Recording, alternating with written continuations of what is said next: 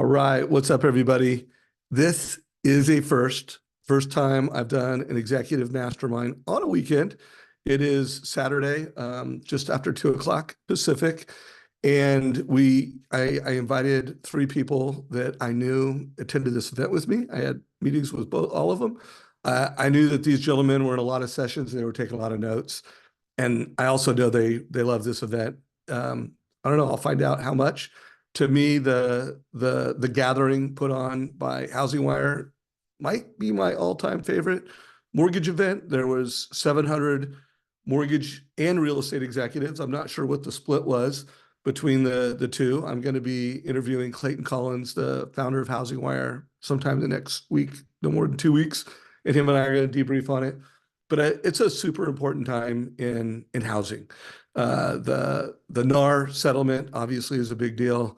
The profitability crisis in the mortgage business is obviously a big deal. AI 2023 will go down on history of the year that AI became known. And I could go on with just markers that are a big deal. And there's going to be winners and there's going to be losers. I want to, one, be one of the winners. And two, I want the clients and friends that I have and the people that follow me on social media to be big winners. So with that said, we're going to go around the room here. I'm not sure. I don't know if I'm the oldest guy on here, but I'm gonna go youngest to oldest because I know Jeremy. I'm going to start with Jeremy Pot. Jeremy, would you mind? I know who you are to me, Mr. Jeremy Potter, but just real quick, give people a minute or less on who you are. Sure. Thanks for having me, Dave.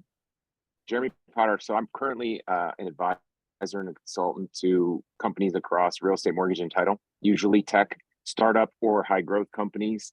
And a lot of my experience came, I actually joined this industry after the Dodd-Frank Act. Like literally as Dodd-Frank was created, I was an attorney and joined the industry to help mortgage companies through the Dodd-Frank amendments. So starting with LO Comp all the way through HMDA and all 5 or 6 amendments in between. And then from legal at Rocket Mortgage, I was able to move into product development in the capital markets group there. Spent a lot of my career growing up in the capital markets group and then went out for startup world. And so for the last few years, I've either been at startups or consulting and advising startups. And as Dave said, across the industry. And as you'll hear from me, and one of the things you hear from me all the time is, I think it's one industry. I think real estate, mortgage, and title is one thing. I think we're the ones that see it as 3 separate things. And I do not think consumers see it that way. And so I think of it as working across the whole housing spectrum. And just one note on Jeremy, towards the end of his tenure at Rocket, weren't you senior director of strategy and innovation? So he's always been a go-to guy for me that has always been someone that when I want to know what do you think what's happening today means 3 years and 5 years from now, this is a guy I go to all the time. So Jeremy, thanks for making time to be here. Ron, why don't you go next? Who are you? What's your role? I mean, I know, but let's make sure everybody knows who you are. Well, first, I'm super excited to go second. I wasn't certain where I was going to be slotted in the age slot, so thank you. I didn't do it by age, by the way. So don't think, Randell, I did that to you. Thank you. I just went youngest first. age before beauty. Yeah, and thanks for having me, Dave. I'm looking forward to this conversation. I'm Ron Stowers. I'm the Chief Strategic Officer at Homeowners Financial Group. Homeowners is an independent mortgage bank. We have brick and mortar in about 34 states. Awesome. And Randell, we'll close it out with you. Thank you much, Dave. Randell Gillespie, Chief Marketing Officer Chief Production Officer. Doing a lot of marketing here. Lower Companies, which is a national 50-state lender in housing, and super excited to be here with you, Dave. Good. And to me, both of these guys are IMB innovators. They're, in full disclosure, they're both customers of Trust Engine. They believe in the data-driven mortgage advisor. They're working hard to create that transition, both with loan officers as an organization. I think they both have a really firm grasp as to, what the history of an IMB has been and what the future looks like. Ron has become a recent walk and talk buddy. When I go to events, I try to always schedule meetings to do a sunrise walk and talk. And Ron, anytime he's at an event, I know I've got one of those sunrise walk and talks covered. This last event, I think Ron and I, we did a sunrise walk and talk every single day. So that was fun, Ron. Thanks. That's great. And for any executives that hear this, if you want to get up 15 minutes, well, you have to be up way before that. But if you want to actually be walking while the sun comes up in a cool, beautiful place, whether it's a golf course or wherever, those are my favorite meetings. So reach out to me. I'd love to do it. So, God, how are we going to do this? Well, let's go around. And by the way, let's start with you, Ron, because you sent me a pretty extensive document before this. If I have your permission, I'd love to put it in a Google Doc and make that something that we share with folks. Is that something you're willing to make available to a broader audience? Absolutely. Yeah. So do know the Google Doc. If you're watching this in YouTube, it'll be down below. Ron made it. Who knows? As we have this conversation, I'm going to be the person that takes notes, and I'll update that document. So hopefully it'll evolve with the conversation. But Ron, why don't you start? I'll ask each one of you this question. If you had one takeaway that you thought was most important from the time you spent at this event and from what you saw on stage, what's that one? And then my caveat when I go to the three of you, you can repeat the same thing, because who knows, there may be one big takeaway that we all three heard, but I want the audience to know what all three of us thought was the big takeaway. So Ron, what was your biggest takeaway? You know what? It's interesting, Dave, because I approached the conference thinking I would really get the most out of the mortgage side of the conference, but I got a lot more out of the real estate side. And maybe because I've been exposed to the mortgage concepts before, so they weren't as poignant. But I'll tell you, probably the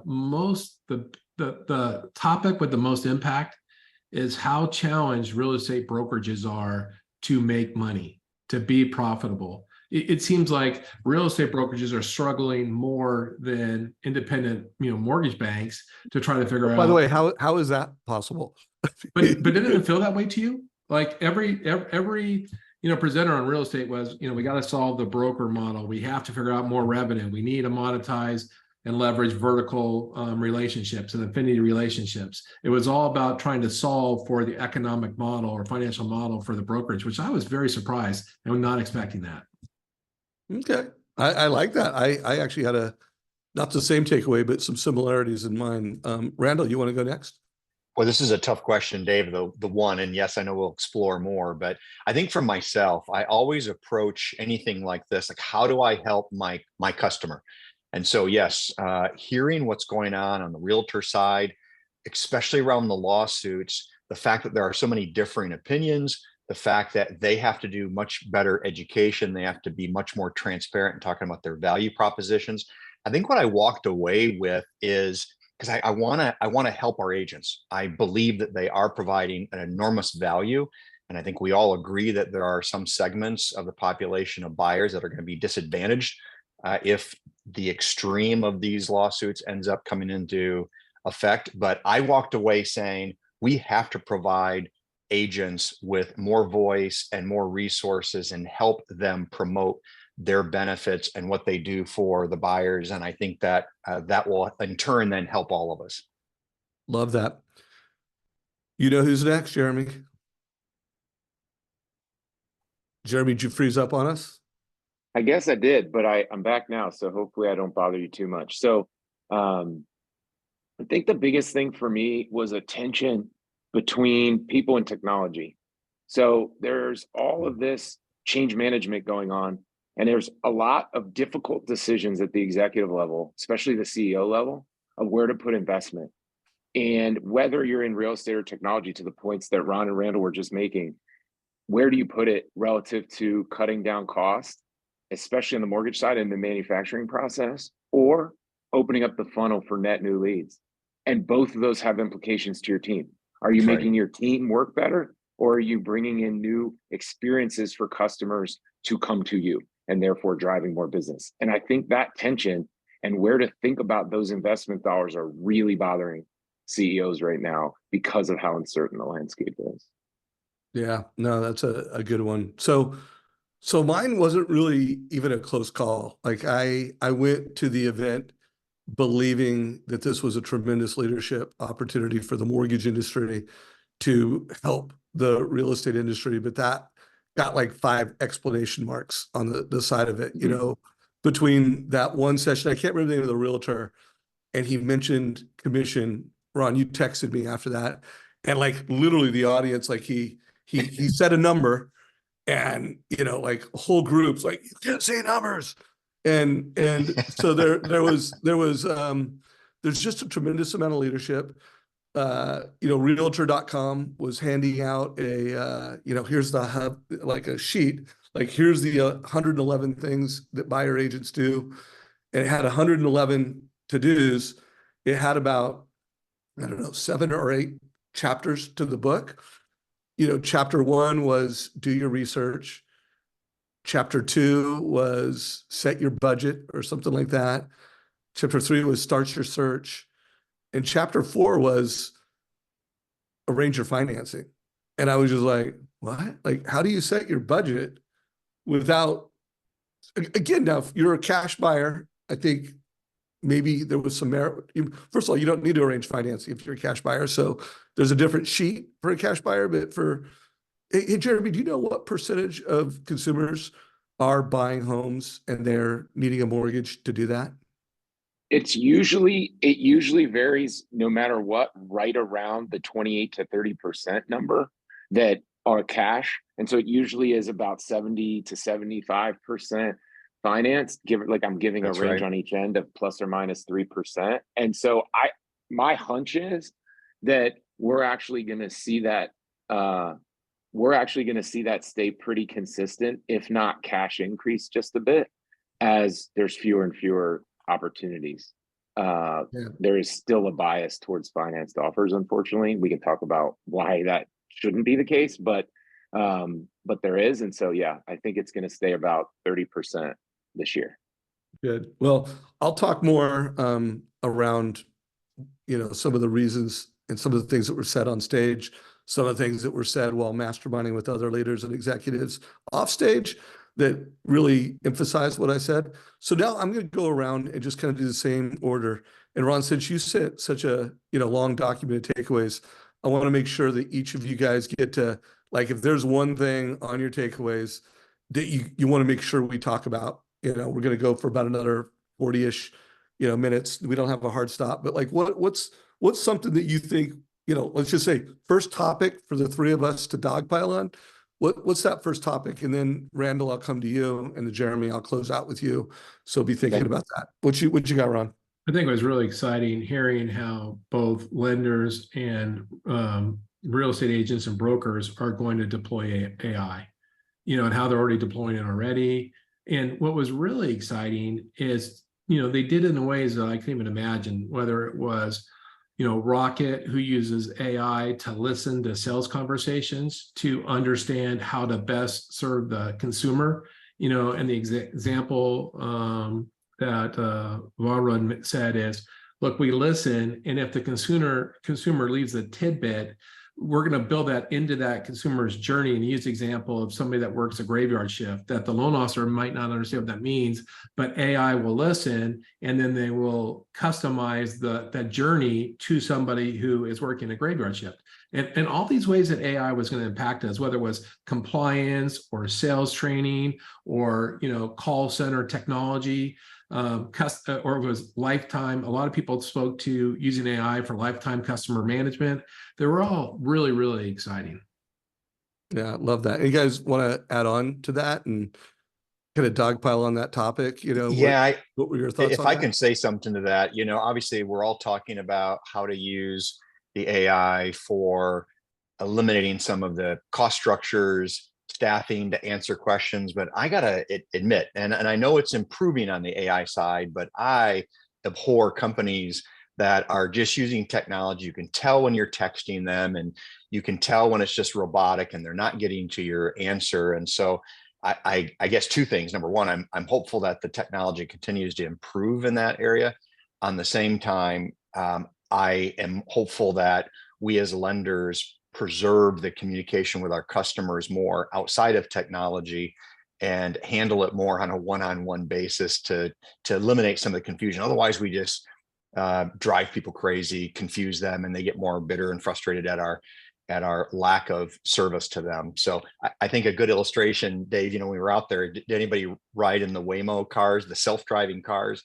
Absolutely incredible. These literally, to see a steering wheel turning, nobody in the front seat and passengers in the back for these driverless taxis that are there. But I did notice something, and I think there is a correlation here in our business. You could not, I was going to take it back to the airport when I was heading back to the airport, but it is not allowed at the airport between, I think, 7 a.m. and 6 p.m. And I think we all know why, because even human driving cars don't really know how to navigate, all of that intersection that's going on, dropping people off, picking them up there. And the point is, the more complex that it becomes, and you need intuition and you need all of those kinds of pieces coming together that only we can do. So we're always going to be needed. And I think we just have to be really careful how we apply the AI. That's my point. Yeah, I want to insert something there, and then Jeremy, I'll bring you in to add your thoughts to it. But one of the things we believe at Trust Engine, and we've bought an executive team from outside the mortgage industry. Our CEO was head of the cloud for Oracle. Our chief product officer ran the customer data platform for Microsoft. And one of their observations when getting in the mortgage space was that the way the mortgage industry and real estate industry operates is like 10 years behind how big tech, big pharma, a lot of the biggest marketers, because they're still focusing on cohorts and they're not personalization. So we actually have a tenet, people, not prospects. And that's all about individualization, making sure that we're really treating every person as an individual and in a data-driven way. So, and I did hear a lot of folks on stage as I was thinking about our product roadmap. I could tell that the rocket guys are customization, personalization. I didn't hear the combination, and Jeremy, I'm going to ask you, I didn't hear anybody talk about the combination of personalization and localization and doing that in a really hyper automated way. But Jeremy, what are your thoughts on Ron's topic, and what are your thoughts on that? Yeah, I also took that note down. My last note that Ron said, automated lifecycle management in one way or another, not exactly those words, but certainly those exact words from Loan Depot, but certainly one phrase paraphrasing that theme came up a ton. And so what I think is interesting, because Randall hinted at it, which is you've got to be able to use technology for the things that you should automate and that you should use to better scale and better deliver service, and then be careful not to try to ask it to do too much. I think 2 or 3 times from stage, I heard, let's have technology do what technology does best and people do what people do best. And that secret sauce came up a lot. And so for me, that was one of the keys was, hey, if you're going to automate lifecycle management, there's a lot of gaps in there that you need to be able to scale at really low cost to cover incubation, to cover frequently asked questions, to cover things that aren't people's highest best use. And that's where technology steps in. There's a lot of critical moments in the life of a homeowner that do require expert analysis, strategy, and other types of decision-making that they will reach out clearly to an expert for. So I think that's where we're going to see the differentiation. Companies are, we were talking a second ago about the constrained market and whether real estate's even more desperate than mortgage, and we're playing a game of who's more desperate. So the reality is going to be, you can't all come to market with the same story anymore. Scale and technology have made us all digital brands and all nationwide brands, despite where your licenses might be. Like, that's the reality, is we're all competing against really big technology brands. And expectations. So I really think that key piece, what is going to be your story in this balance between people and technology, what are you automating and why, that'll separate the companies that are going to grow from the companies that are at risk. Yeah, I wrote down the quote from the CEO of Keller Williams. He was on, I think it was Sunday, Ron, and he said, change is inevitable, growth is optional. And never more true words said. And to your point, I think the people that get that balance right, I think it was 2016 or 17, I first interviewed Scott Brown. He was the former futurist of Intel, chief futurist of Intel. He wrote a book called The Innovator's ultimatum. Highly recommend you get it. But I mean, he said from, the interview that I did back then, and I've written some LinkedIn articles, he's like, everything that can be automated will be automated. And it's going to happen much sooner than you think. And when he wrote that book, he had like, I think it was like 7 different technology disruptors, and AI was at the top. So, I mean, he was calling, like, I'm interviewing him in a couple of weeks again. He reached out to me, and we're gonna do another interview. But I mean, pretty much everything this guy was predicting in whatever the year was, 2016, 2017, it's all happening.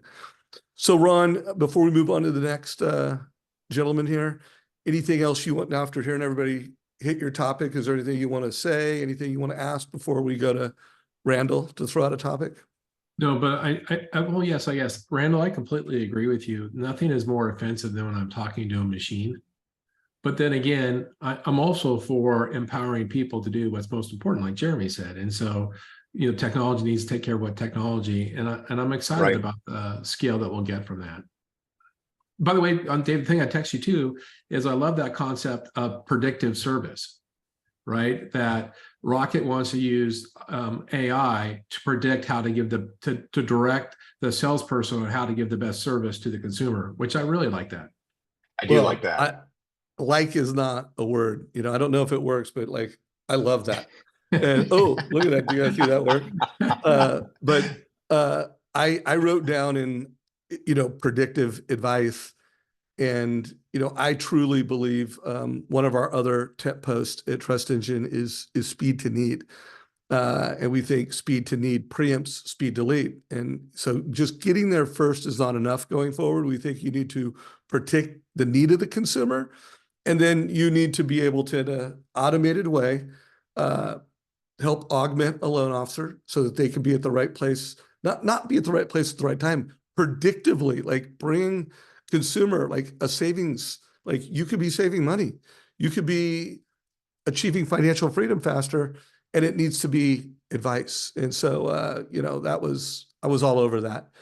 All right. So Randall, topic, something you want to make sure gets hit before we run out of time.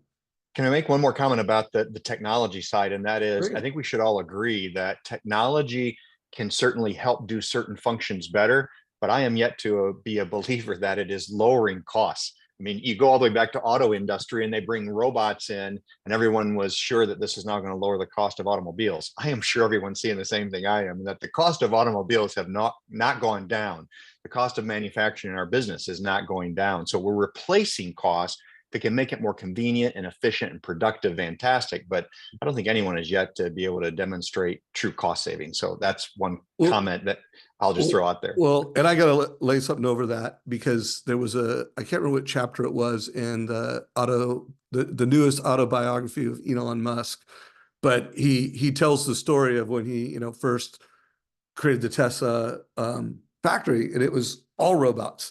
And then it got to a point where they weren't going to hit deadlines, and he started tearing robots out. So now it is this yin and yang. There is a right time for automation, and there's a right time for humanity. And I do think who wins is who can implement and optimize that man and machine humanity, and who could do it the best. That's who wins. So. Good point, bro. But by the way, has anyone on this call either read? I listened to the audiobook of Elon Musk autobiography. Have any of you guys done it? Yes, fascinating. I think it put an exclamation mark that I'm not sure I'd want to work for the guy, but it also put an exclamation mark like he is, incredible. And I really think it's a required reading for innovators. It's a big book. I want to say it was a 20-hour audiobook. I did the audiobook, but I would say if you want to be an innovator, like I'd put that under the required reading list. So, all right. Along the same lines of Inside the Brain of Steve Jobs. So many similarities. Yeah, agreed. So what's your big topic you want to make sure we hit? My topic, I'll come back to kind of what I hit on a little bit earlier and even segue into maybe one of your favorite topics in talking about TCA as an example. And Total cost analysis survey. TCA is an acronym for the MortgageCoach total cost analysis. Exactly. I was going to get to that, but yes, I figured you would jump in there. Here's my point. First of all, and I don't think any of us have talked about this. Let's go back to the lawsuits that are going on in realtor commissions, and think about this for a minute. We've got the Department of Justice that is now arguing that consumers should have the right to negotiate those commissions. Yet what happened in commissions and lending with Dodd-Frank? You can't negotiate. It's like, is there some dissonance there? The fact that we're not allowing that, it's hard and fast. Loan officers are not allowed to be involved in any of those commission differences. It's got to be locked in. So I bring that up just because of the complexities of our industry and how then ultimately the consumer is not a winner in all of this. And all of us on this call are doing this in this business, and certainly in it through the tough times, because we really care about the consumer and want to help the consumer and love housing. I absolutely love housing. So here's kind of the piece that I go with then is a statement that was made. And Bill Hart said this, Coach Bill Hart, he said, we got to let go of the fact that rates make a difference in your success. And the second thing that was said was Stan Middleton, if you remember, when he said that you must price for your cost structure, not your competition. So clearly the big issue that all of us are dealing with is that cost structure, which translates into rates. And we have got to better educate and provide value. We got to do a better job, not of negotiating, but of being transparent and demonstrating all the work that goes into what we do if we do it right with that consumer, so that we can ultimately make sure that that consumer is taken care of. And ultimately, so we can make sure that our companies can be profitable and healthy. Otherwise, nobody benefits. Yeah, concur. So Ron, first of all, any comments, thoughts on what Randell just said? Well, I like both the presenters that he mentioned. And my favorite quote from Dale was, loan officers have never had more experience in history and had at the same time lower quality conversations. Wow. That really impacted me when he said that. And it's probably true, right? Who said that exactly again? Dale did in that same talk. It was great. And then Randell, I just loved everything Stan Middleman said, and he was great. I was chuckling the whole time. He was direct. it was so good. Gems like, if you're losing money on every loan, more volume won't help you. Like that was great. And this year is going to look like a lot like last year, and next year is going to look a lot like this year. And while we might see a 20% increase in volume, it's not going to be enough to make a difference. So you need to learn how to make money in this market. Like that was great. That was just great stuff. It was so fun. And I have to add, I don't know if I've ever seen Brian Hale say less on stage, which I mean. Stan was saying it all for him. He didn't need to. Yeah. And I love Brian too, but Brian did the industry a big favor in getting Stan there. Like Stan would not have been at that event had it not been for his tenured relationship with Brian. And Brian, it really showed a lot of wisdom that he knew, let this man talk, and the man had a lot of important things to say. And given his position as an operator of a third largest servicing portfolio in America, a profitable operator in a very in an unprofitable industry, Brian knew who to let do the talking on that stage. I was impressed.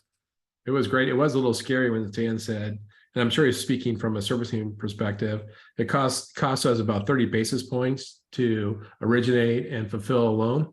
How much does it cost you? Which fulfillment specifically, you're right. Yeah.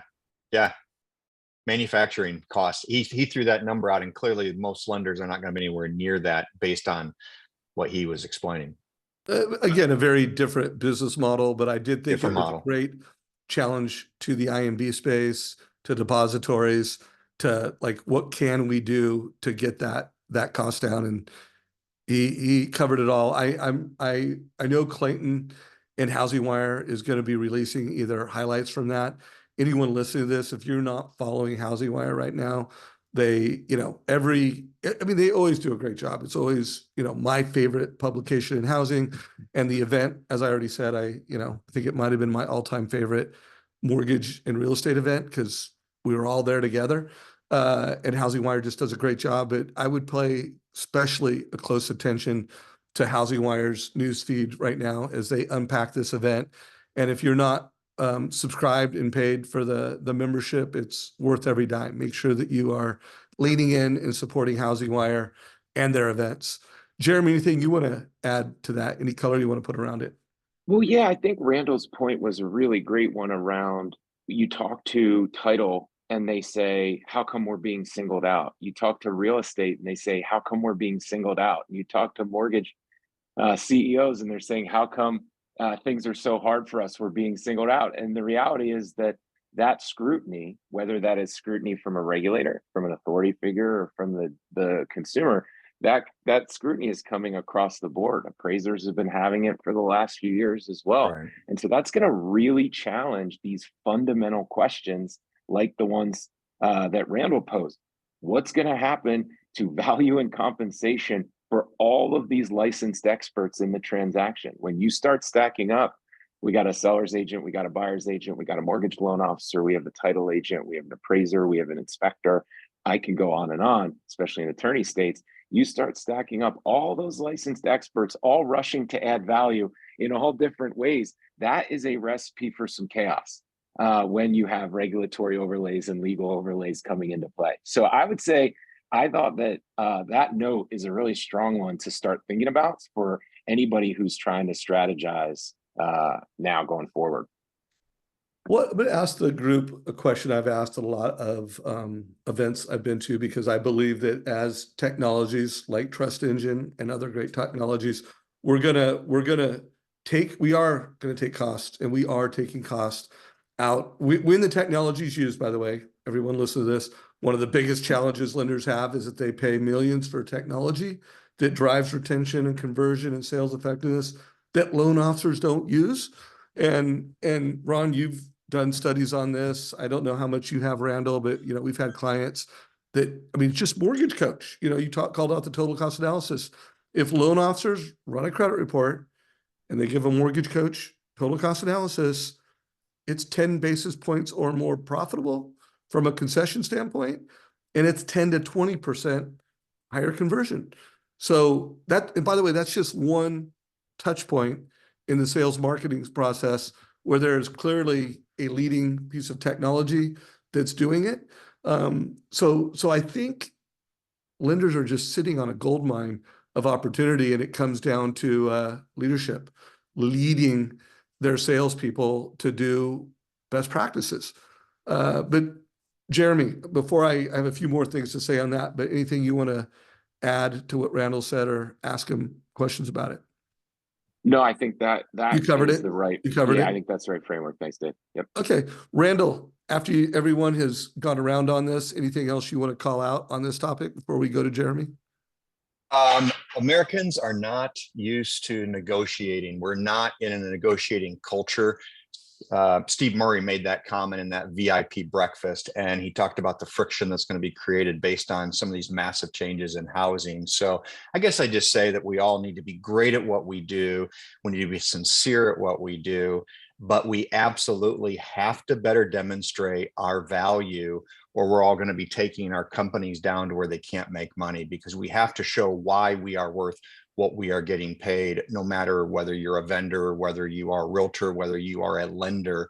It is all about making sure that people understand the value that you bring to the table. And we have to be the best of the best and the top of our game. So that's my challenge to myself, first and foremost, and absolutely wanting to partner up. And Jeremy, you said it well, man, if we can just better partner together, not look at each other as parasites, but partners, and make sure that we are delivering for that home buyer. All right, Jeremy, what's your kind of one topic? And we're not almost done, but I want to make sure if there was one thing we talked about as a group before we ran out of time, what's yours? So we mentioned something in the personalization conversation that I want to bring to the forefront in another conversation. So in the personalization conversation a few minutes ago, we talked about pulling more things up front, becoming more proactive, becoming more of a delivery system of solutions rather than a waiting for the customer to ask model. And one of the things that made me think was how, everything old is new again. And in this case, I heard a lot about JVs. I heard a lot about MSAs. And in some ways, I guess you could argue over the last few years, they haven't gone anywhere. But it felt to me like it was much more quiet over the last few years. And then this particular conference, UWM, I guess, led off with the JV conversation in their session. But it really did come up over and over again in a bunch of different ways, and in hallway conversations and questions at dinner. And I think that brought up two things for me. One, were the all-in-one platforms wrong, or were they just early? And what I mean by that is, I think we're seeing people dust off this kind of single point of entry to the transaction or the experience, and then trying to wrap as many of the services up front around that. And there's formal and informal ways to do that. So when I say the all-in-one platforms, that would be the formal way. Hey, one-stop shop, it's all under this roof, the sort of open doors of the world, per se. But then on the other side, which I think is the future and the more likely version, are these informal teams. So even though we're not a team all wearing the same uniform, we've coordinated our efforts in a systematic way to provide the best experience over and over again, even though we all work at different companies, and we're going to use technology, or we're going to use some other strategy to weave that together. That is a really complicated task. But I think that's what I heard a lot of people saying they were going to try. Okay, we're going to try to set up this team. We're going to have this, I think real estate agents talking a lot about quarterbacking the experience. And then mortgage and technology platforms saying, well, here's the visibility I can give you. I'll give you more visibility up front. I'll hook into your system. I'll send you proactive updates or visibility or whatnot. And then I heard the real estate community, talking a lot about either franchising or JVs to try to make that team feel, that all-in-one ecosystem feel consistent.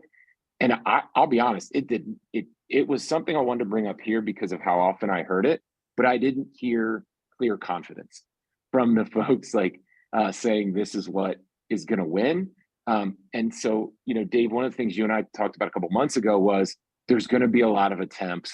There's going to be a lot of dust before we actually see kind of who emerges and what models emerge as the winners. And, one of the things I learned at Rocket was why wait to see who wins when you can just determine it.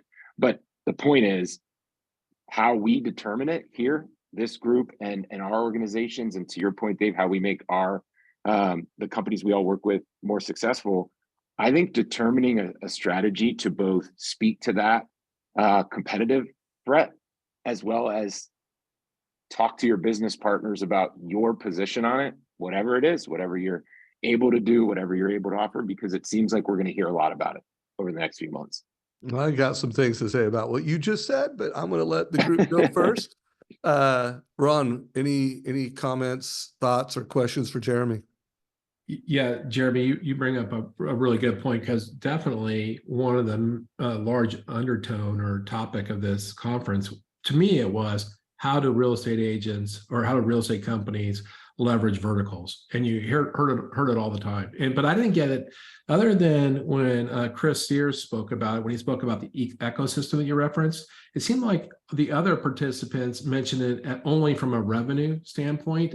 And it really surprised me when Brian Miller from United Wholesale Mortgage said, look, if you're closing, I think he said, if you're a broker and your team's closing 5 buy-sides or more a month, then it's advantageous for you to explore a JV with us that we can launch for very little money very quickly, and we'll help you do it. He made it sound so effortless, which kind of, defies recent history. That's not as easy to launch those JVs. Thank you. Exactly.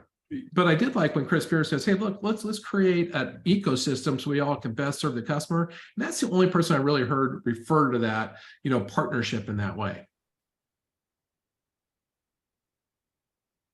And by the way, Jeremy, I love that. I wrote that down. Why wait to see who wins when you can just determine it? That's awesome. Yeah, right. Everybody write that down. That was going to be one of my first call outs from what Jeremy said. And know that is how Rocket is thinking. And guys, they're incredibly collaborative. I mean, I've been out there a few times, and they've just always opened the door and shared a lot of good thoughts. So thank you for that, Jeremy. Randell, any comments, thoughts, or impressions from what he said? I would, because we've had, it's ironic that Jeremy brings that up. We have had a lot of conversations with partners around the JV, MSA, and so on. And the first thing is we have to understand that you dilute service when you dilute revenue. We have seen that over and over again. There's a one particular partner of ours that we came in after they just lost a fair amount of money in a true JV because someone promised them the world, but the reality is that money came from somewhere, and it came from having quality leadership then running the mortgage side for them, to where their agents wanted to refer that business, and ultimately the customer wanted to choose that business. So what I see, and Jeremy, you might agree with this, we as Americans, we love choices. I mean, look, Starbucks is still the place to go to coffee, and then you go to other specialty boutiques for other things that you want. We like choices. And I know that we're not necessarily talking about the human psyche pieces on here, but Dave, you've had it a lot in the sales culture and what is going on, particularly with the buyer and thinking, and what are the social practices of consumers and so on.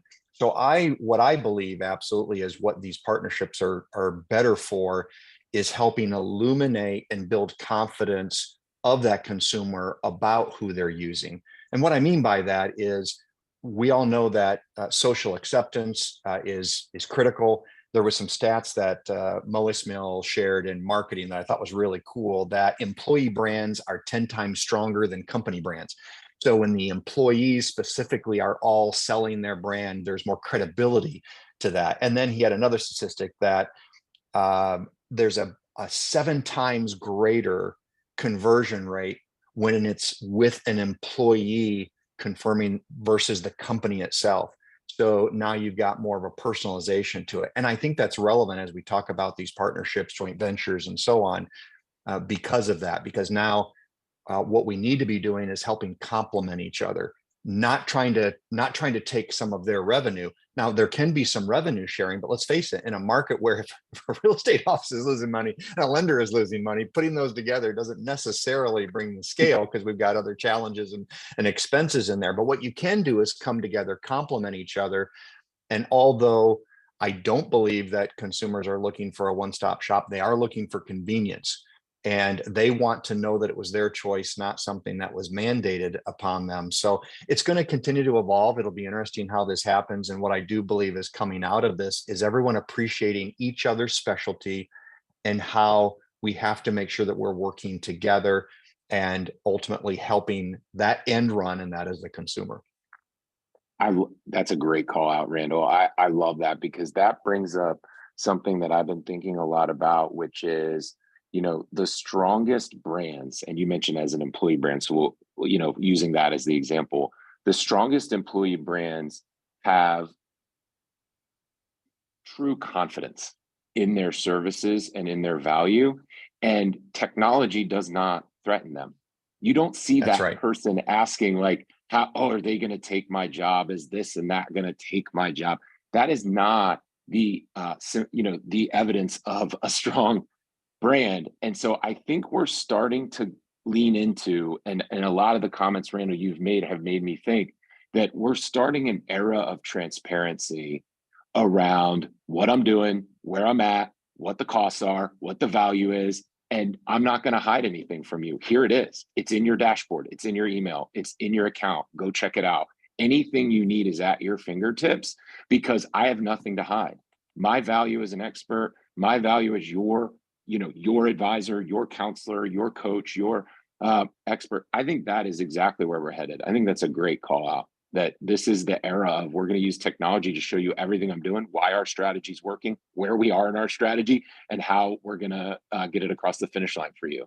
I think that is the next phase of this.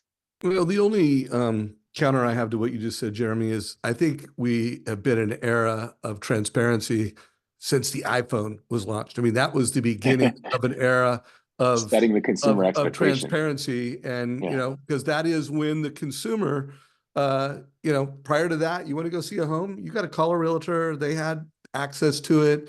And that was, call it the beginning. And I said, Kristen Messerly and I did a LinkedIn article, and we called it the digital transformation era. And I predicted by 2027 that, how we buy and sell homes will look radically different. And that was an article I think we wrote in 2018. And my thesis for 2027 being really this, this period where we would get there, was 2 more cycles. And I think all 3 of you guys know what a more cycle is, but the thesis is one of the all-time greatest scientists at Intel became famous for this Moore cycle. Anyone listening, you don't know, Google it, and that it accelerates. And so every 10 years, it accelerates. There'll be 50 years of evolution from a technology's perspective. So every 2 years is 10 years. And so I figured from, that point in time, I think it was 2007 that the iPhone was launched. By 2027, we will have actualized that. And I do think we're in the 4th quarter of that. So I don't think it started. I think we're in that era of transparency. We're in the 4th quarter of it. And the next 3 years are going to be radical. Dave, here's the only thing I would say to that is I think that was certainly the era of information.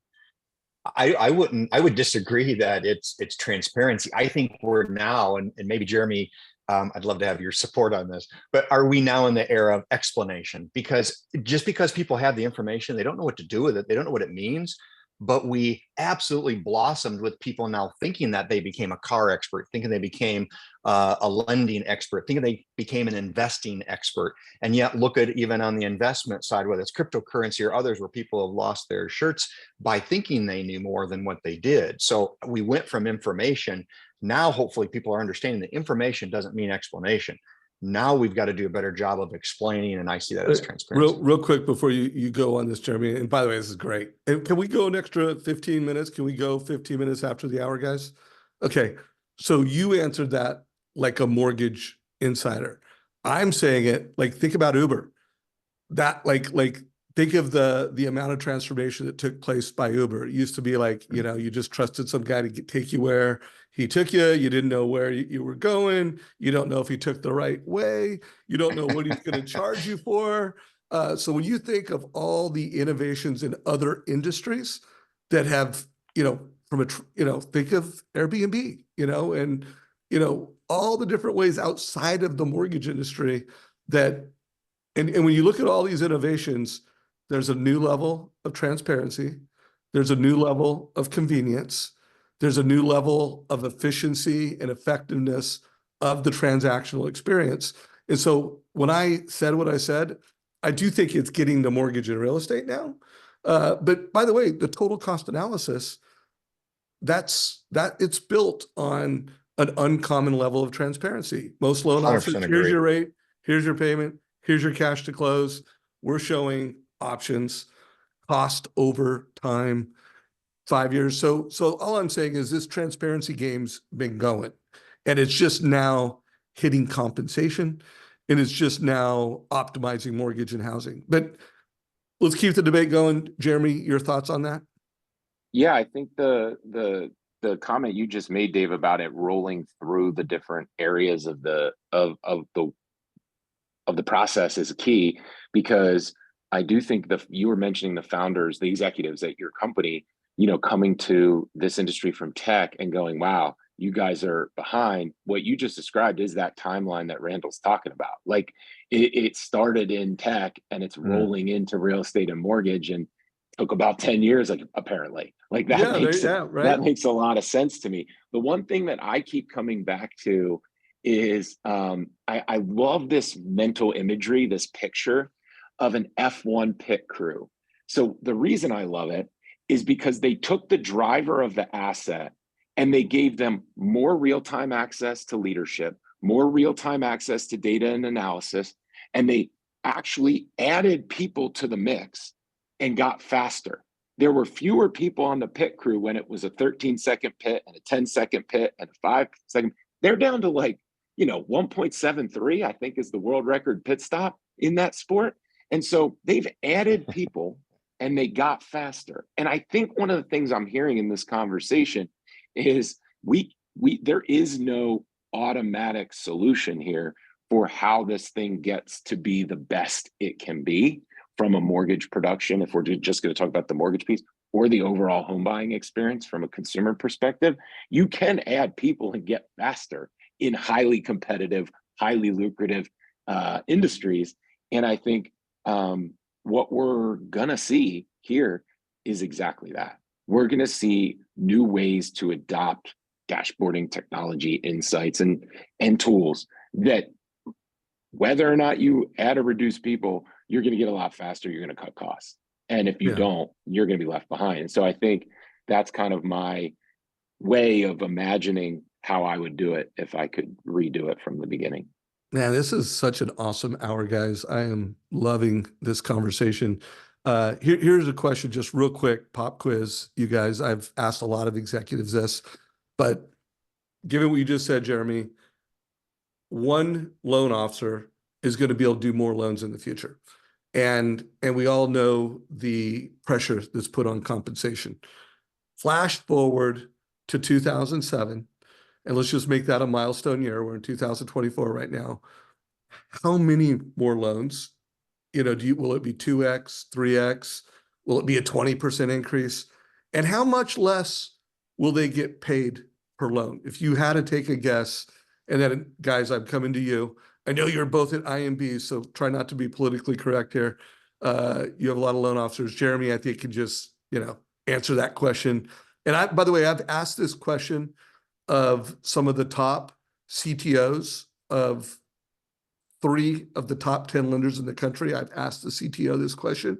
I've asked over 30 C-suite executives in consumer direct and IMB. So I'll tell you what the aggregated answer is, but how would you answer that, Jeremy? How many more transactions, what percentage or X, and how much less in LO comp will there be in 2027?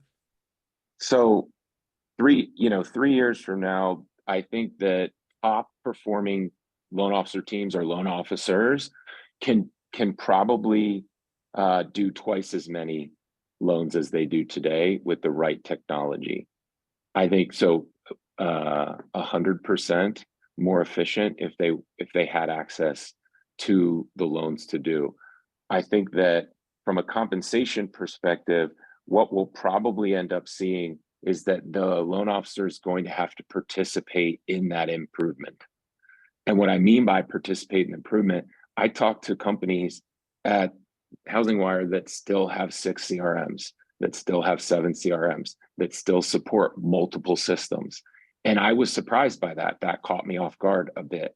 And so I think that the thing that stood out to me was less about we're cutting your comp because, or you have to. I don't see it that way. I see it as there will be an investment in scale that the top producers are participating in because they're going to be part of the winners from a consolidation perspective. And so what I mean by that is those top performers are going to do more. Cool. And I think it's going to be at least twice as much. Okay, cool. And which one of you guys wants to go first on this one? I'd say the same thing, that there's going to be certainly a scalable higher number, 20 to 40% more, but it depends. Not everybody has the ability to do that. They've got to be able to manage a team. Realtors have done it for years. They make less of that commission in order to then have buyer's agents and support staff and so on.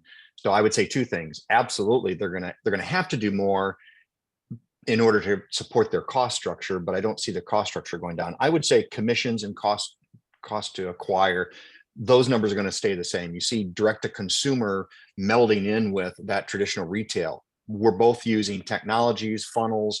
And so those 2 business lines are really merging together. And if you combine it, so we've been studying this direct to consumer, and then you add the cost to get that lead gen, that cost is really the same thing as a retail loan officer, and they're higher commission, but then they're lower cost to acquire, but they're going out and making relationships personally. All that's coming together. The overall cost is still the same, and I don't see that cost coming down. Smart loan officers are willing to share that, put new technologies in, and ultimately share that revenue then with support staff in order to allow them to help them to do it. I think, Dave, that goes to the point you were saying about a post that was made today and the tech stack and what's really happening there. The reality is all of us have our particular needs, what we like. Loan officers all have the things that they gravitate towards and they want them.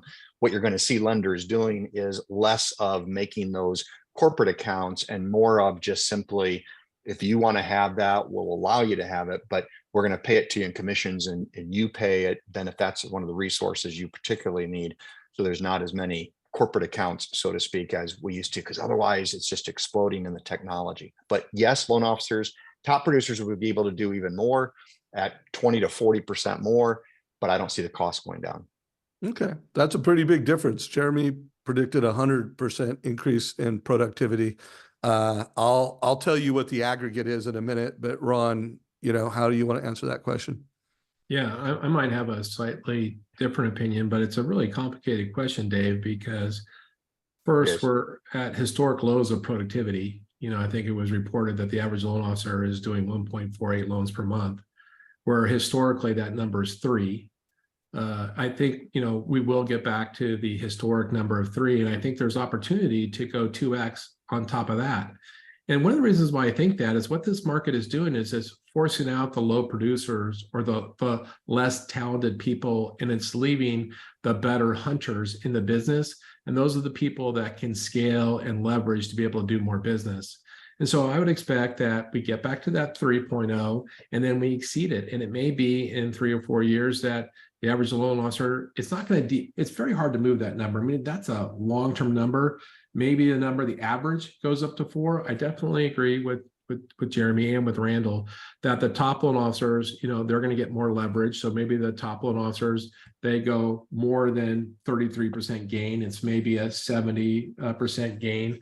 And then I also slightly disagree. I think there's downward pressure on commissions and pay. I think consumers want more for less. And as mortgages become more portable, the competition becomes more difficult. And I think the consumer is less loyal than in the past, and that we're going to continue to see that downward pressure on commissions. Yeah. I love that. I love that, just real quick, because I think it creates a real clear dichotomy between, are we talking about the same-ish number of people doing these hot, the top performers, and they are going to be more efficient, but they're going to have to fight for each loan, and they're going to have to give away on price or commission to make that happen? Or, because here's where I'm going with it, are the top producers going to hold steady on commission and eat more of the market, and that bottom third disappears, and the money comes from there?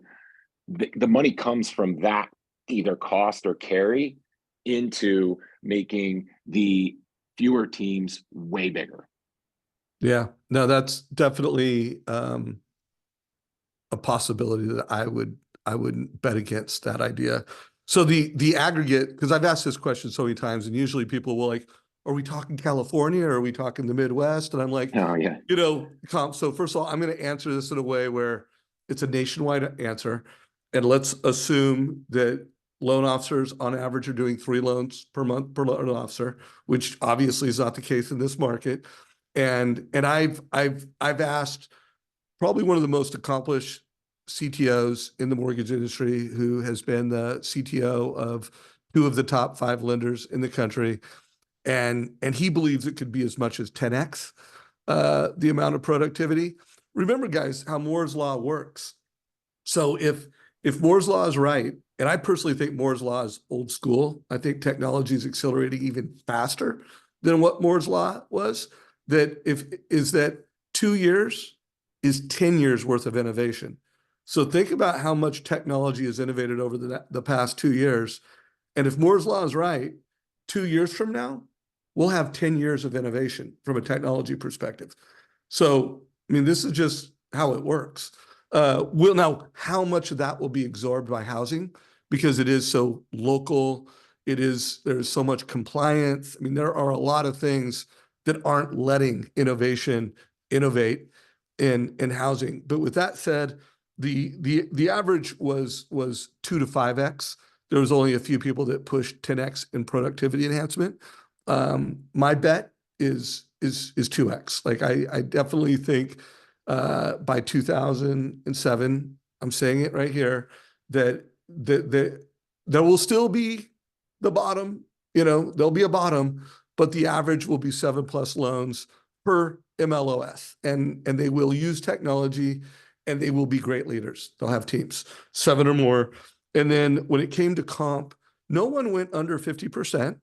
So, and by the way, we were using, I had to like tell everybody, let's just say it's 100 basis points is LO comp. Obviously, it's higher in some markets, it's higher for different loan officers, but I had to like, for some people, I had to just like, let's say it's 100 basis points, and it was 50 to 30% less. So for any loan officer listening to this, I know you don't want to, if you're a distributed retail LO, 50 basis points sounds like a nightmare. But it's not the end of the world. You can still make a whole lot of money if you're doing 7 loans a month, and 30% was the aggregate. And again, this is fairly informal, but I have asked this question of well over 30 executives and very tenured people in the industry, and those are the answers. So my turn, like one thing I want to make sure we talk about, we don't run out of time on it. And there was some of this on the stage, but to me, what happens on a stage is incredible. And what happens on walk and talks, what happens in meetings, what happens at dinners, what happens when you have an event where the most powerful room in housing, which I think it was the most powerful room in housing, what happens outside of that can be just as valuable. And Ron, you and I talked about this at our walk and talk, but I'm going to make a statement that both mortgage and real estate professionals need to stop selling loans and homes, and they need to start helping consumers build wealth with real estate faster. They need to start focusing on more than just the transaction and helping homeowners achieve financial freedom. Like that is, at the end of the day, that's something I've interviewed countless realtors, specifically buyer agents. Hey, what's your value prop? Local market expert. I'm a great negotiator. I have pocket listings, in my company. I've got a great network of people to help you with the transaction. You can trust me. I've been doing it for 20 years, but I don't hear, you know what? My advice and the way I use technology is going to help you optimize the acceleration of wealth faster by always making the right decision. I'm going to be monitoring your home and always making sure that when you can save money, whether rates go down, whether your appreciation goes up, I'm going to help you achieve financial freedom faster. I'm going to help your kids achieve financial freedom faster and become homeowners faster. Like, I think that that is a missing piece from the value prop of most loan officers and most lenders, is that, hey, we're not loans. No one gets a loan because they want a loan. They get a loan because they want a home. And the true American dream is a home with financial freedom and achieving goals. So impressions, Ron, I know I'm going to go last with you on this because you and I talked a lot about this on our walk and talk. Jeremy, I'm going to go first. What are your thoughts on that statement and that claim I'm making? I think there's 2 things that I get really excited because it creates the type of questions that loan officers and companies need to be answering. When I talked to Brian View from FinLocker, one of the things I told him is, what do you believe? What do you believe about the market? What do you believe about yourself? What do you believe about the next generation? And once you determine what you believe, you got to make strategic decisions off of it. So you're doing that, Dave. You're saying, here's what I believe, and we're going to make strategic decisions off it. So I had 2 pieces of context that I would use to make those strategic decisions. How are we going to differentiate the real estate agent and the mortgage loan officer both trying to do that? Become clear on how you work with your partners. Dave, the way you just said, we're going to work together as a team to help you achieve it. Get really clear on whose role is what on the team and how they both work together to achieve that real estate advisor, real estate wealth advisor role, because I feel like a lot of times we're all running at that same goal. We're all running at that same label. And maybe that's good, because one of the things that HousingWire embraced was competition. Like, we want the best competition because that's how we drive quality and lower costs. But I do think that's one of the things I would think about. The second thing I would think about is how you evolve a brand and how you evolve your story over time. I think what you said resonates with me for right now. I think one of the things that I would want to know is, how are you going to move into a more emotional story away from the nuts and bolts of the financial outcomes of the house? Because I will tell you, it is a much more emotional decision than it is a solid financial decision to become a homeowner of a historic home in the Midwest, or a home that hasn't been updated in Florida, or what have you, right? There is a ton of time, effort, and energy that goes into home ownership that you never get back, that you never see in your balance sheet, that you never see in the outcome of equity. But you do it because you're building a story. And the more you are part of the consumer story, the more you are part of their life when they are doing these things, and it's authentic and you're integrated the way a wealth manager tends to be in a lot of people's cases. I think you're golden. I think that's where you see the value we've all been talking about, that Randall highlighted earlier, that Dave just talked about. So those are the two things I would ask as you are working towards that goal and working towards that brand. How are you doing it that's consistent and not at odds with your partners, your referral sources? And then second, how are you evolving over time? Because it's getting harder and harder to make the case that that a lot of these homes are going to turn out to be as profitable as you might want over 30 years. Yeah, a quick comment before I go to you on this, Randall. In terms of the emotional, I think that is the realtor's role, is to help match that lifestyle relationship. And the advice we've been giving to mortgage coaches is, it is time to go out, connect with a very high emotional IQ, find out where your real estate agent's at, and it's the loan officer's job to deliver that wealth story, to one, pre-qualify them, secure debt, and help them understand that, hey, you're getting this lifestyle and you're also doing that. So I don't expect, there will be realtors that do both, but I think that is the mortgage. And I do believe the phrase that I think realtors need to become is real estate advisors. And I think loan officers need to become mortgage advisors. Of course, we believe in being a data-driven mortgage coach is the ultimate mortgage advisor, but I don't think, I think that's where you need a team to do that, Jeremy. So anyways, just some thoughts on that. And I actually interviewed, I've been interviewing a lot of elite mortgage coaches on how are you, workshopping with realtors and unifying your sales process so that you know what they're going to say, they know what you're going to say, and together you're bringing both that emotional part of homeownership, which, to your point, it is the most single powerful part of homeownership. But we're also creating awareness and financial literacy with consumers around how they can really achieve financial freedom with real estate. Randall, your thoughts and comments on my thing or what Jeremy said? No, probably what everyone is saying here. I'll tell you where my mind has been going. I have said for some time now, I want to leave this business better than I found it. And when you still look at some of the stats, the Redfin economists mentioned that a Fannie Mae statistic that there's 4 million less homes available than are needed right now. That's something interesting. Another statistic that there's roughly 20 million adults between the age of 24 to 27 is the average age now where young people are moving out of their parents' home. That's important to me, Dave. I have 9 children, so I have my own focus group of what are kids thinking these days? What is it young people are thinking? And you started off with this premise or comment about they're not able to build wealth. We all know that the sooner you start investing, the greater the return, when you talk about the rule of 72 and so on.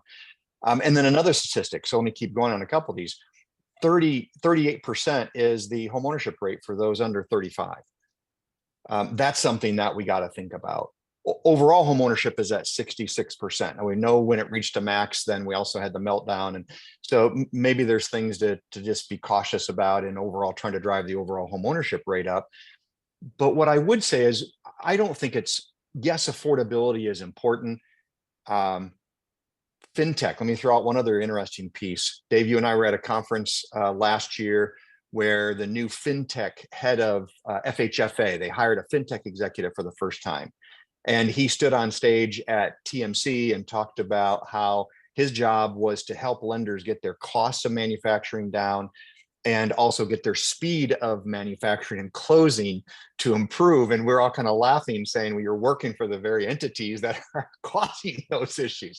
Now, what's ironic is I just found out, Dave, maybe you're the one that told me this, but that person's already left, like they've already quit. So all of those things combined tell me it's still too complex and we're not doing a good job. So let me summarize it, hone it all down to one thing. I was somewhat teasing, but maybe we can all do something around this. We almost need a campaign like Got Milk, Got Home. Let's make it simple for you.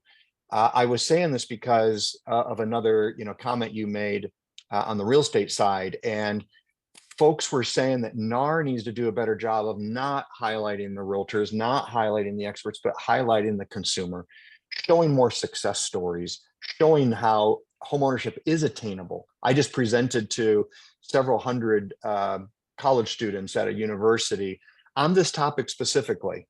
And it was around what's happening in the economy, but ultimately, what is it that can be done? And I just encourage them, forget about the myths, find a mortgage expert that you can trust, just like a good doctor or any professional, so that you can get in a position to buy. This stuff, when the media comes out and says you have to have 20% down and people think that you have to be, in your 30s in order to even buy a home, we've got to do a better job of helping simplify those kinds of things so they can start building wealth quicker, because that's going to be necessary when we think of another statistic, and that is what's happening with Social Security ultimately in the economy. So I know I threw a lot of things out there and maybe I'm thinking too much on too many topics, but I do want to try to simplify it for the consumer, get those homeownership rates up, especially at younger ages, by simplifying our process, encouraging them, and eliminate myths. Well, amen to that. And for any executives listening to this, First Home IQ is a nonprofit that Great point. Co-founded. And I truly believe that the mortgage industry and the real estate industry, housing, can bring financial literacy to that next generation, to those, not only the 20 million between 24 and 27, but 21 is old enough to drink in America. 21 is old enough to know how money works and old enough to know how much you need for a down payment to buy a house, old enough to know about all the down payment resources there are. So whether you come with a family there's never been more down payment assistance programs in the history of the world. And there's even a great technology, to help democratize that down payment resources.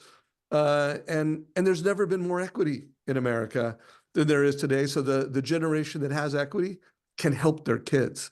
And it is up to us as an industry to lean into those families and make sure that by the time your kids are old enough to drink, they're old enough to know that, the wealth gap in America is who owns and who rents. People that rent, average net worth is $10,400 are the current stats. People that own, it's almost 400,000. It's like 498,000. And so, amen to what you said. And for an executive listening to this, make sure you check out First Home IQ. Jeremy, thank you for all the consulting you do with Kristen. Ron, thank you for the generous donations you've made to that mission. Randell, I think you know about it, but I would love to have, we have lenders becoming lender partners of First Home IQ, so check it out. But amen to everything you said, brother. So Ron, let's hit you. Then I want to, this is being sponsored by Trust Engine. I want to give you guys a quick peek at what's hitting the market next week from Trust Engine. And then if we have time, we'll do one more topic. And then if anybody needs to jump, guys, I want to respect, it is Saturday afternoon. I do have more time and I love this conversation, so I'm going to stay on, but if anybody has to jump, just speak up. But Ron, what are your thoughts on what I said earlier in terms of stop selling loans and homes? Yeah, and Dave, you're right. We did get a chance to talk about this last week, so I won't take up a lot of space. I will say that during the brokers session, I really appreciated what Linda said. I'm so sorry, I don't know how to pronounce her last name. If you guys can pronounce her name, that'd be great. But she said, buyers don't care about what task you perform for them. They really only care about value. Overwhelm them with value. Now, that's not quite what you said were the topic, but I really liked her approach to that. And she's so right, because she was responding to the, they went right after the realtor.com and the 111 to-dos. She's like, they don't care about your 111 to-dos. They just care about what value you give them. Overwhelm them with value. So I really like that. Hey, Ron, tell everybody that carpenter story that you told me, because I thought it was super on point. I'd love to. What are you talking about? Oh, I guess I had so many conversations with so many different people. I thought it was you, and it was a perfect tee up. And speaking, so someone else, if you're watching this and you were the one that told me the story, apologies that I tried to give Ron credit for it, but it really tees up well with that value. So if you were going to have someone come in and redo your kitchen, and they gave you a bed, and you're looking at the pictures of the work they're doing, are you going to ask them what brand of tools they're going to use? Like, hey, are you using Craftsman or whatever the brand of tools are? What people want is an incredible experience. They want value, they want experience. Of course, I love when loan officers call out the mortgage coach in the real world, but I've interviewed Sean Herrero, countless times, and he calls it your personal website. And I'm gonna send you a link. It's gonna be your personal website to help you make an informed decision. And I think the point is, we as an industry need to do a better job of creating tangible and obvious value for consumers. And Jeremy and I would just say that's a combination of lifestyle and emotional connection, and that's a combination of optimizing for financial freedom. I'm gonna show a slide real quick. So this is compliments of another one of my smartest buddies. He'd be on this call if he would have gone to the event. Todd Bellinger, he's got a blog called borrowsmart.com/blog. Check it out. And this is an image that he shared with me recently. And guys, this is a 220-year look at debt in America. And it was flat for a long time. It spiked. And look at, I don't know exactly what year that is. I think it's probably 2010. Look at this, guys. And then look what, since 2020, look at how much debt in America has spiked. This is mortgage debt. This is credit card debt. This is car loans debt.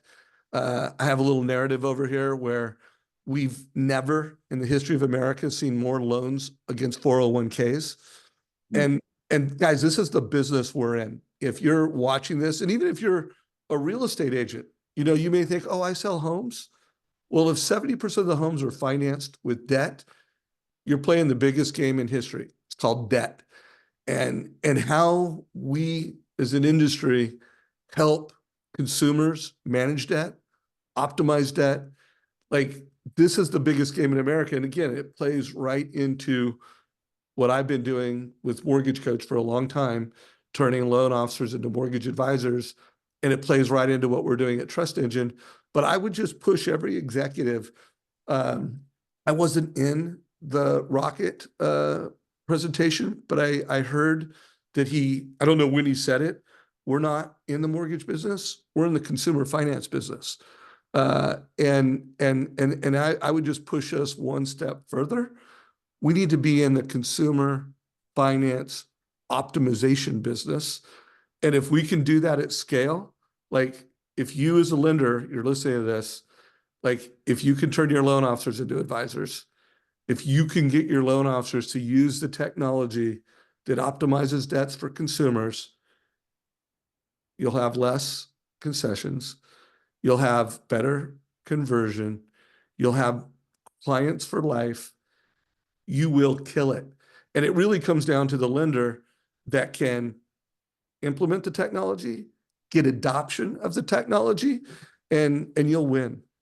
Jeremy, any thoughts on that?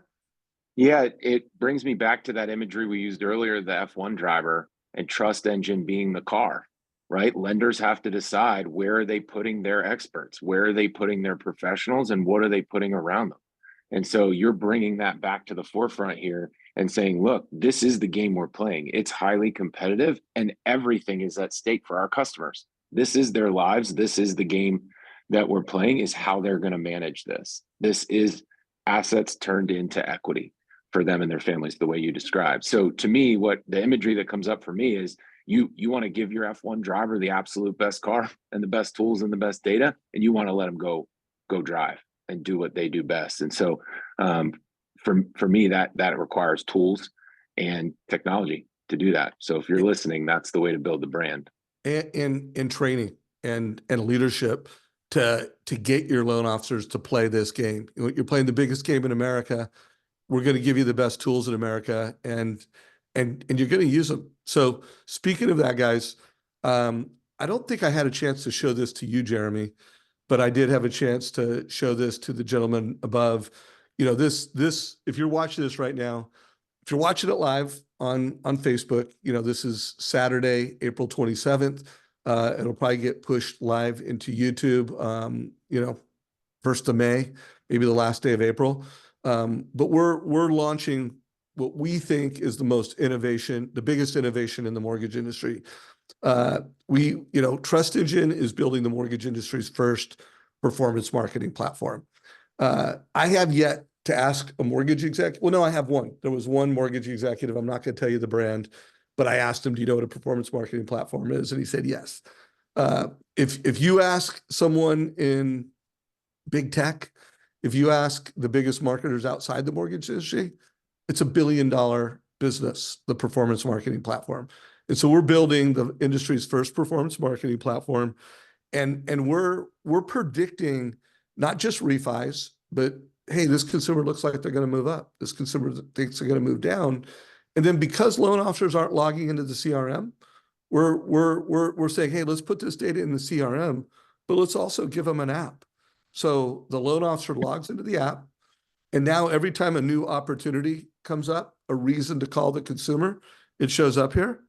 When the loan officer clicks on that, and Jeremy, I'm going to have you go first on what you think of this, but you notice they can email, they can text, they can call. They've got some leadership from the secondary marketing team on what to do. They've got some leadership from the head of sales saying, hey, here's your next steps. They also have some scripts. I'll show those in a minute. You know, they've got a breadcrumb to a total cost analysis, or showing them how to do one. If the consumer has interacted, because the minute this opportunity comes up, a digital interaction goes out to the consumer. If the consumer's interacting with that digital, they'll know. It's got first-party data, third-party data. All of Trust Engine's data is going to bear on this. So everything we have in what is the biggest database in mortgage, it's all in here, contact information, and then exactly why we've triggered this alert. And then one of the biggest reasons loan officers don't call on this is they don't know what to say. We've got scripts, exactly what to say if you call, exactly what to text if you text, copy it, boom, boom, boom, speed to need. So Jeremy, I'll let you go first. What are your thoughts on that app? Yeah. I think the most powerful thing is the right information to the right person at the right time. And then the thing that makes it more powerful is contextually accurate to where that customer is, where that loan officer is. And so I think you're putting information and action at the point of need. And that makes a really big difference. I mean, that is a game changer for anyone who has that in their hand. And who takes action on it. Randell, thoughts on that? Oh yeah, huge. That's just the first word that comes to mind. You know, we've been big adopters of TCA, total cost analysis. I've liked to call it transparency, choice, and asset building as well, because ultimately that's what it's delivering. And the more transparency, the more information, that's what you're doing there. Actionable resources so that we become better advisors. So that's huge. Ron, any thoughts on that?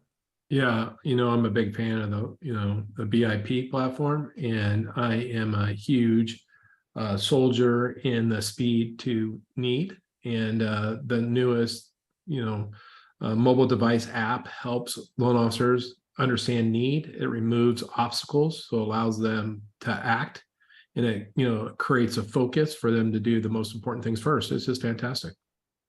All right, guys, thank you for that. So let's do a closing topic and then let's wrap this up. So I'm going to show a post that hit today by Greg Scheer, who, by the way, Greg, if you watch this, you delivered a great session. I loved it because one, you were pushing executives to be leaders. Get on social media for good, be a leader. You made a post 5 hours ago, so this hit today. You kind of played off of the remarks by Stan Middleman, and then you gave some takeaways. Thank you for the call out. You called out a few technologies that you thought are really driving it: FinLocker, MortgageCoach, mobility, and Big Purple Dot. So thank you for calling us out. But you also called out cost per seat. So I that's something that when we rolled out this borrower intelligence platform, we're like, hey, MortgageCoach is a cost per seat SaaS platform. But the challenge with that is lenders, and you guys know what this is like, if your loan officers aren't using it, it's not only worthless, it's costing you money. And so, a performance marketing platform is, a cost per application.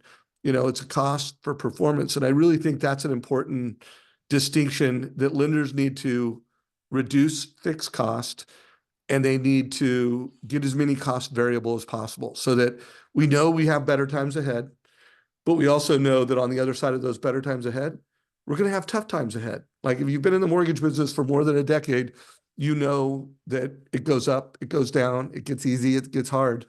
So have all you guys looked at that post, by the way? Has everybody looked at it? So Yes. Randell, let's go with you first. Let's try to keep it to a minute or two. Let's comment on the post, give Greg a shout out. If anybody, is watching this, make sure I'll put a link down below to some of the articles that we've covered. I'll put a link down below to the document that Ron started. So those will all be down below. Make sure you comment on it. But Randell, and by the way, Randell is also killing it on LinkedIn. And so is Ron, so is Jeremy. All three of these guys are putting a lot of time and attention to being valuable on LinkedIn. So please make sure you follow all three of these gentlemen and make sure that you're engaging, you're putting comments, you're giving likes, but comments on this post, and then we'll go around the circle and then we'll wrap it up. I was talking to Greg on a couple of different topics, all of these related, and that is we've got to be more open about some of these topics here. So here's my answer to this overall piece of tech stack, cost, and so on. We created 3 categories. There are those things that we are going to provide. There are those things that we are going to partner on. And there are those things that we will make possible, but we're not going to put financial investment in it. And what that simply means is we are getting deluged with all kinds of options technology-wise, things like TCA or BIP, those kind of things. Absolutely, we're going to believe in. We know the value of them. And so we want to make sure that we're providing those to our loan officers. At the same time, there are those things. So if we mandate it, if we believe that it's something that absolutely they have to use and we're going to expect them to use it, we're going to drive that, then we'll pay for it. But if it's not something we're going to mandate, then we're not going to be paying fully towards it. So that way it allows us to keep from our tech stack getting too expensive. But the average, here's where transparency, even internally, needs to be better. The average loan officer has no idea what a seat charge is for them on a monthly basis. There's still the old thoughts of these are 100% commission folks. And if they don't close anything, well, it doesn't hurt us at all because we don't spend anything. But licensing fees, technology costs, all of that goes into your cost of manufacturing. So we got to get better transparency internally as well as externally. So one push to you, and you don't need to respond to this, Randell, and I'm going to go to you next, Ron. But I do believe there are technologies, and I'm not saying this because I'm the founder of MortgageCoach, but we have disrupted the fee worksheet. It is clearly a more valuable experience for the consumer, and it is clearly a more profitable experience for the company, and it is also clearly a more profitable experience for the loan officer. And I do push you to to make that a required part of loan manufacturing. Most lenders have always looked at it and gone, you know what? It's all about the transaction. I need to close a loan that's compliant, that I can resell, and all the technologies that deliver on that compliant, saleable asset we mandate. I think it's time to start looking at some things that enhance the consumer experience, enhance the loan officer's financial experience, and make that part of the loan manufacturing process. So anyways, just something for you and your suite to consider, and any C-suite listening. I do think that's what time it is if you want to optimize profits and you want to win in every market. But Ron, your turn. Yeah, I really liked Greg's presentation at the conference, and the experience that he shared with how much business they drive through social media was incredible. And so congratulations to them. I don't remember who the speaker was that talked about the portals, which is the same thing as what you're talking about with the Borrower Intelligence platform. Is there's either a pay to play or there's a pay for performance. And that pay performance is really oftentimes charged as a success fee, which is what Borrower Intelligence does. It charges a success fee. If we successfully help you create an opportunity that you close, then that's how we're rewarded. And if we don't, we're not rewarded.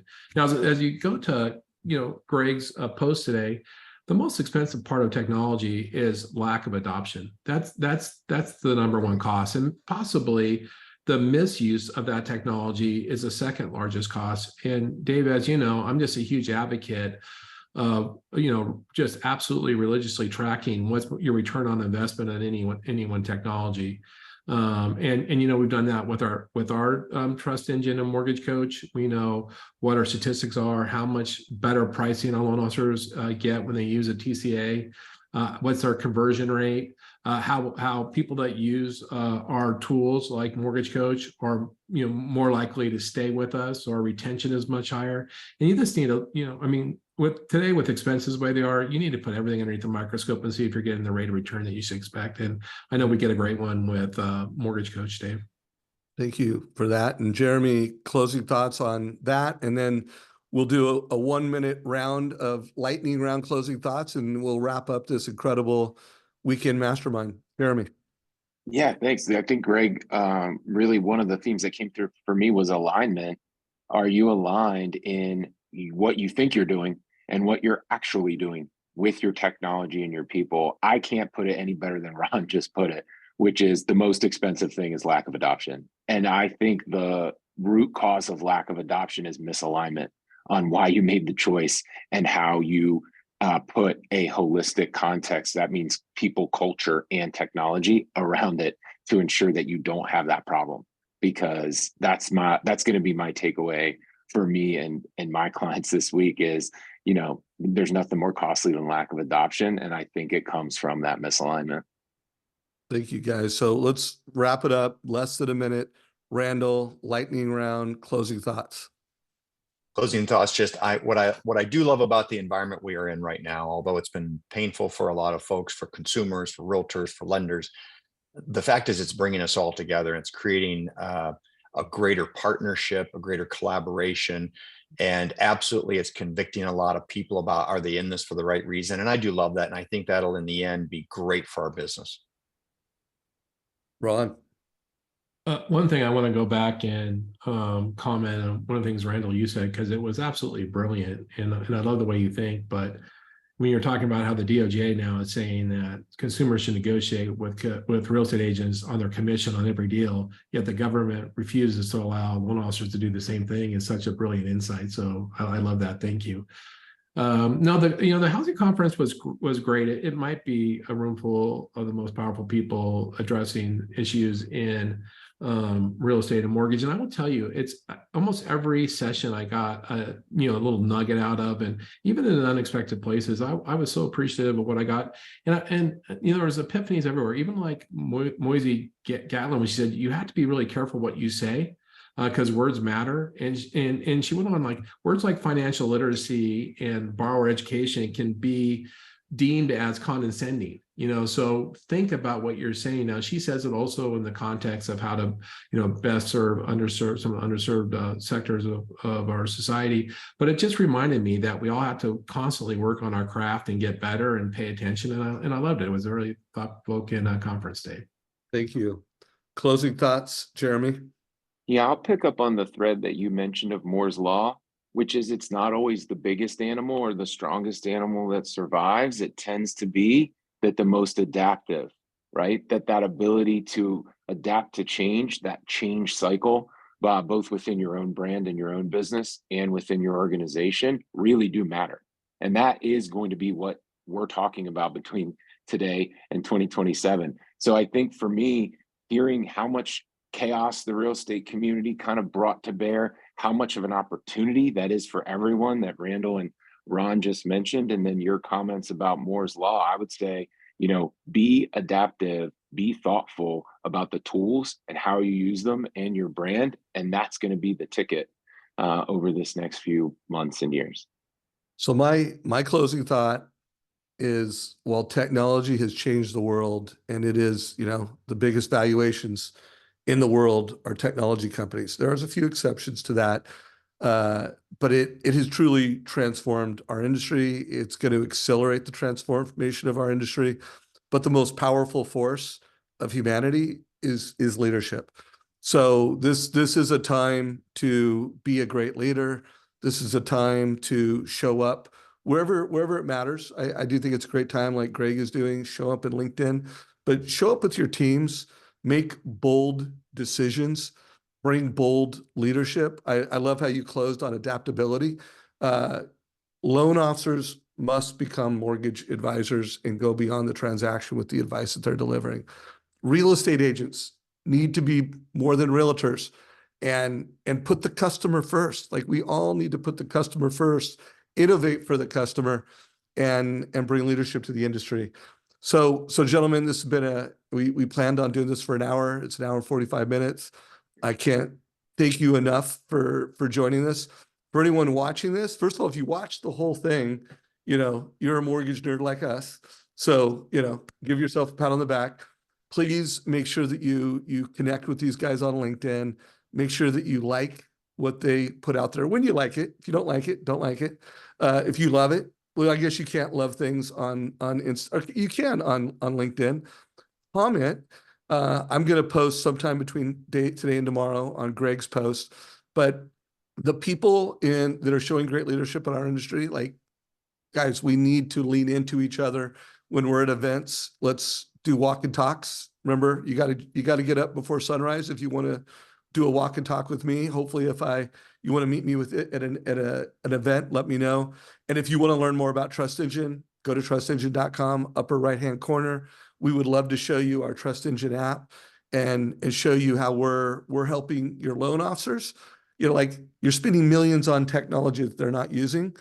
We think we have a very unique way to drive adoption and to help you win. So, guys, this has been awesome. This is a wrap, and I'm going to stop recording.